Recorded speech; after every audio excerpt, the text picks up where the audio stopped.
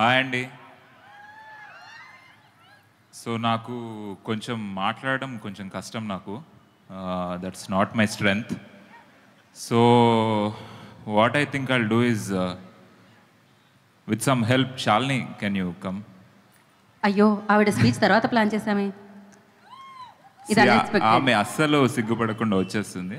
So పర్లేదు. Okay అండి, పర్లేదు. మీ మైక్ కూడా కావాలి. కావాలంటే ఇంకో 4-5 మైకులు తెప్పిద్దాం.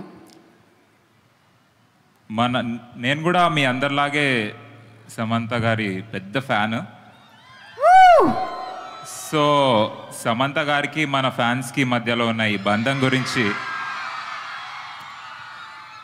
ఒక మాటలో చెప్పలేం, కానీ ఒక పాటలో చెప్పడానికి ట్రై చేస్తాం. వంశీ గురించి ఇంకొక చిన్న డీటెయిల్ మీరు మిస్ అయ్యారు మ్యామ్. వంశీ యాక్టర్, రైటర్, డైరెక్టర్తో పాటు ఒక మంచి సింగర్ కూడా. ఇందాక యాక్చువల్లీ యాడ్ చేస్తూ ఆగాను, ఇప్పుడు కన్ఫర్మ్ చేసేస్తారు. సో ఇప్పుడు ఈ పాట ఫ్యాన్స్కి, మ్యామ్కి, శామ్ మ్యామ్కి మధ్య ఉన్న బంధం కదా. సో నేను ఫస్ట్ స్టార్ట్ చేస్తా, దాని తర్వాత నువ్వు పాడతావా? ఆ బంధం చెడగొట్టకుండా వాడు. సరే, నేను ట్రై చేస్తాను. నేను వంశీ అంత మంచి సింగర్ని కాదు, సో ప్లీజ్ ఎక్స్క్యూజ్ మీ. ధైర్యంగా పాడు. సరే, టెన్షన్ వస్తుంది ఆల్రెడీ.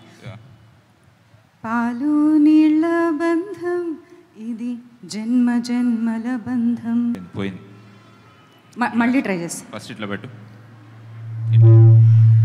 ఫస్ట్ స్టార్ట్ జరుగు.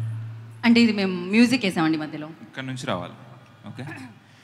పాలు నీళ్ళ బంధం ఇది, జన్మ జన్మల బంధం. ఎలా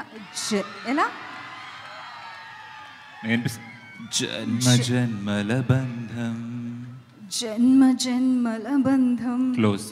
పువ్వు తేనె బంధం ఇది, జన్మ జన్మల బంధం. ఎందుకంత జన్మ అని అదోలా పాడుతున్నావు?